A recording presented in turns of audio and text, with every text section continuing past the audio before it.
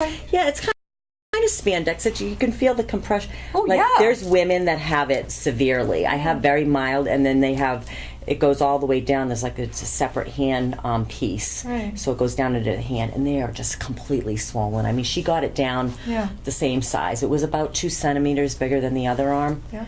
But you hung in there. If that's the worst, I was proactive because I'm like, I am not letting this no upset my lifestyle. How'd your kids take and your husband?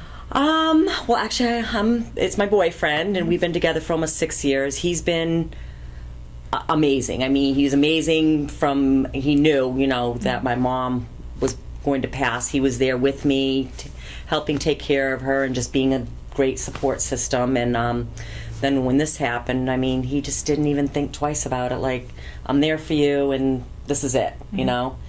I just want you to be healthy and get better. And my daughter, who's a nurse at Brigham and Women, she was there. I mean, my son took it a little less.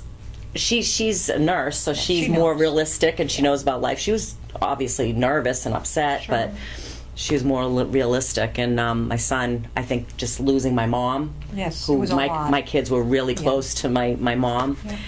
Now their mother's going through it. And he just kind of lost it. And I just said, we're good. We caught it early. We're good. We're being proactive. Everything. Didn't have to have chemo, radiation, tamoxifen. I'm so lucky. A friend of mine didn't have to either. And hers was way ahead of yours, I think. What was I going to say? Oh, did they let you leave the hospital the next day? I think she did. It's same three day. 3 days, because I had the double mastectomy, and I guess it's the breast surgery is very risky as far as infection. So you chose to have, even though the other breast wasn't. You said, this is it. That's I'm it. not more messing with this. Because I know a lot of people that had a single or a lumpectomy, and they have to go back every 3 to 6 months. I'm not doing this for the rest of my life. I'm not. No. That was worse than what I went through as far as the surgery, as far as I'm concerned. It's just the not knowing and going through the okay, well, we see something, and then we're going to have another biopsy, and no. Are you getting out there, Kelsey? I mean, Heidi. I called her by her last name. Oh, okay. That was her nickname when I was growing up, Kels. Well, there is a first name, Kelsey. Yes, everybody's, yeah. Are you getting out there and sharing your story? Are you getting out there and, I mean, at first, I just, I just wanted to get better, and I would wear the sleeve, and people would ask me about it, and I just, I'm not. If somebody asks, but I think now it's really important to get the story out because of early detection and because you don't have to be afraid. I mean, you heard the word cancer back in the day, and it's like, okay, I'm done. And it doesn't have to be that way. Even the guys with prostate, it's not a death sentence anymore, not at all. I mean, my brother actually, a year before my mother was diagnosed and passed, he had prostate cancer and had the prostate out. So, but it was very early, and he gets regular checkups because of my dad. We were having colonoscopies at 35 years old because my dad died at 40 of colon cancer. You don't mind getting that done? No, it's like I said, it's maintenance. It's Roto-Rooter? I know. None of it's pleasant, but it's better than the alternative. Well, to me, the other one, the down your throat Roto-Rooter. Oh yeah. They would probably have to completely caveman me to put me out. I know. mean, really well. That psychologically really bothers me. No. Oh, I know. no. The other one, I know. But. I mean, you think of some of our ancestors, like my grandfather and great-grandmother who lived into their 90s. They never had that. I'm thinking... No. No. It doesn't have to be in your family. But I do know a lot of people who do it, like the girls with breast cancer in their family. It is smart. Every girl is smart to get her mammogram. You can go up here to Milford. You could go over to UMass. You could go out wherever you want to go. Right. But, I'm always hoping that they've got a good reader on your mammogram. And when you do get the notice that, yes, we're fine, we'll see you next year, that they really mean it. Right. It's just this. I mean, the technology is amazing. Now they have the 3D mammograms at Milford. And their breast center, amazing. Dana-Farber's right across the street. So a lot of those doctors, like some of the doctors that treated my mother, they were satellite doctors at Brigham, where my daughter works, so she knew a lot of them, and now they're exclusively at Milford. Yeah, and that's why I did the Good Feelings magazine, because they were doing the spotlight on the breast center at Milford. And Did they come to you? Dr. Pham, Yeah. my breast surgeon, called me back in October, and she said the Good Feelings magazine came to her and said they're spotlighting the breast center.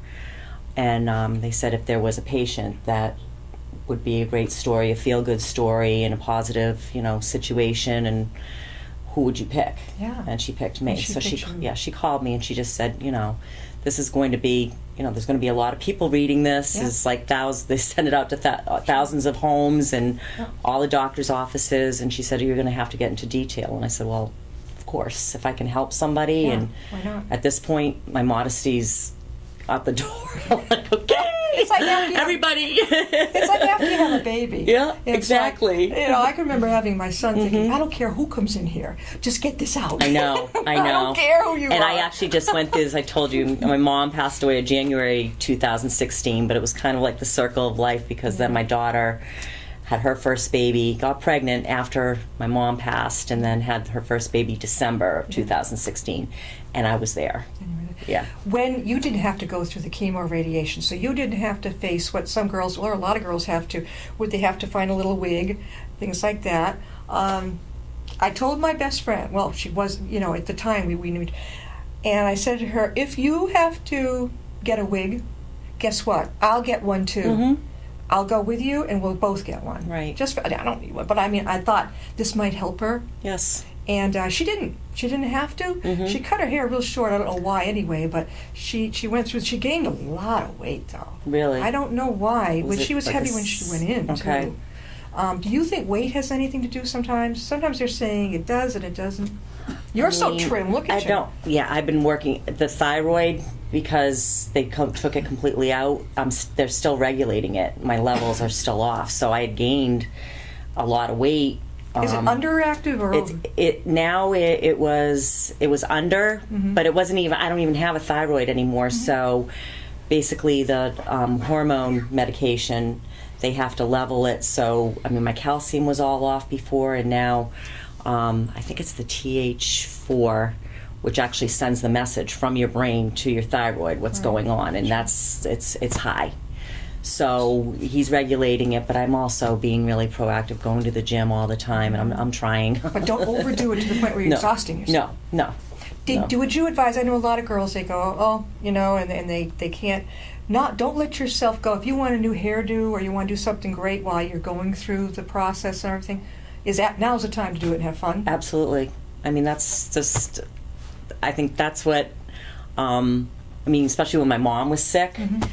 We would do her nails and her hair, and just to make you feel better. I'm in favor, I know. really. But a lot of the girls who have chemo and radiation, there are so many cute wigs that look exactly so normal. They're amazing. They're amazing. And the little hats, some are cute. Yes, and they have actually specific people that knit the hats over at Dana-Farber. I spent the past, like I said, 10 years going because of my mom. Right up here, up the street. Up the street. Yeah. They're phenomenal. Through all her diagnosis and then through my own. They're just... We're talking with Heidi Kelsey, and she is a breast cancer survivor, and she's been sharing her journey with us. And I'm glad she's here. We get the message out a lot more. I know I started in my 30s, like I said, getting mammograms. It didn't scare me really. How do we get the word out more? Yes, do it, because it takes 5 minutes. The long part is, you just take your top off, you put a little Johnny on, okay? What big deal? You can go sit in the other room with the other girls. Yes. Or you can read a book, bring anything you want, put your headset on. Then you go in, and it's over like that. Yes. And then you go out and sit there for a while. For the techs, it's business as usual, just like a gynecologist. It's like, okay, next, let's just do this. Yeah. Because some people are very modest, and it's not fun. It's not. I had one of the radiology technicians who was at over at Memorial. I think she says, well, that's a lovely bow you made. You know how we do it with she says, but I need you to undo it. Undo it, right. we don't think we do, our modesty. Right. But we're all sitting in there, and these Johnnies that are fit for somebody like this. Right. And they look funnies. Absolutely. When I actually also went into Dana-Farber, into Dr. Kadis, that day when she found out about the two, she said the genetics testing person was there. And she said, usually you have to wait a couple of months, to sign up and to get into these trials and everything else. And she said, hold on. And I sat in her office, and she came back, and she's like, do you have time today? Well, what is that? It's genetics test. So they test the genes that they think, because I had so many cancers in my family. Yeah. The genetics testing, it tests certain genes. Your blood is taken. Yes, your blood is taken, and then they go through your whole history of your family, like generations. So Did it show it? Did it really show? It showed basically what my genes. They tested 32 genes. So obviously for the breast and for the ovarian, and then colon, everything, and all 32 came back negative.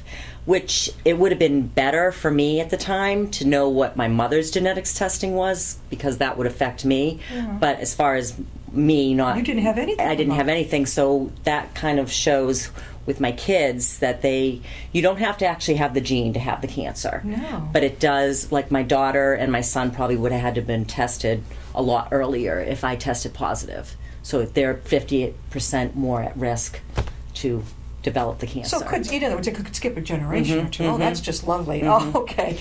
I could see where you would be great, with the support groups around, going in and sharing your strength and hope with these women. Absolutely. Because a lot of them are just absolutely petrified. I know my friend was, but her big petrified was the needles. And I tried to say to her, they can rub a little ember cream on you. Right. And you won't really, really feel it. They do have numbing creams. Yeah. I tried to calm her down. Yeah.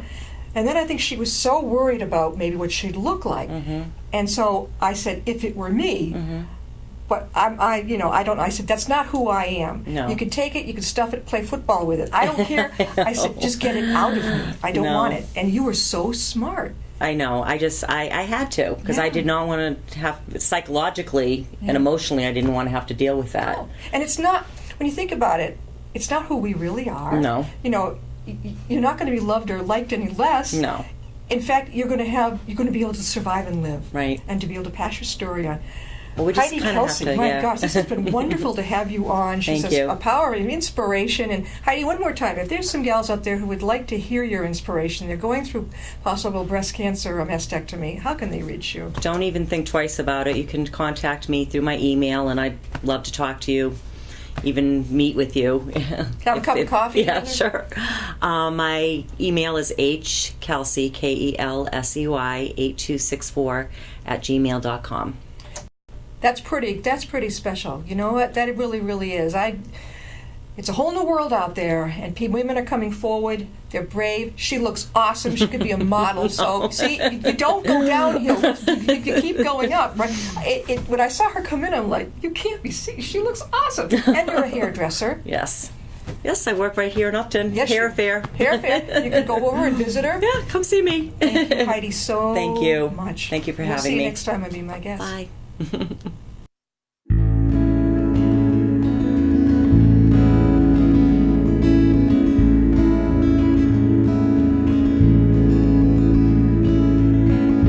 Riding on a shooting star,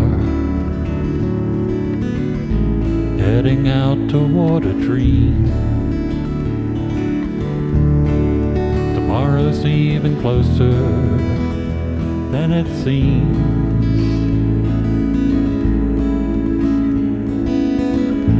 Moving through the cloudless sky,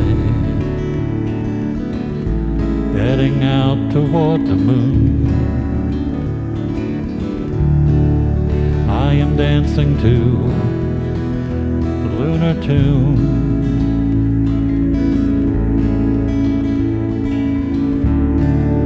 Life goes by so quickly, time just slips away. But tomorrow brings a brighter day.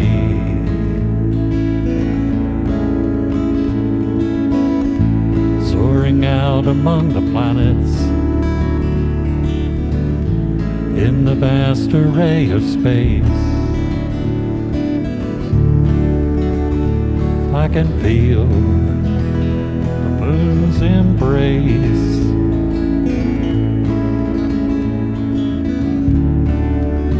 Life goes by so quickly, time just slips away, but tomorrow brings a brighter day.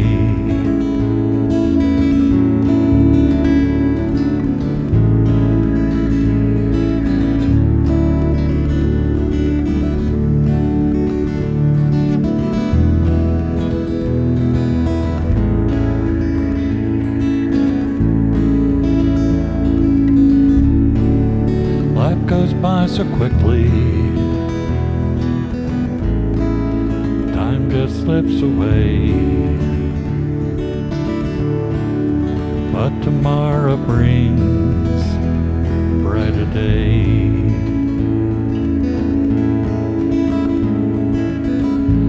Riding on a shooting star,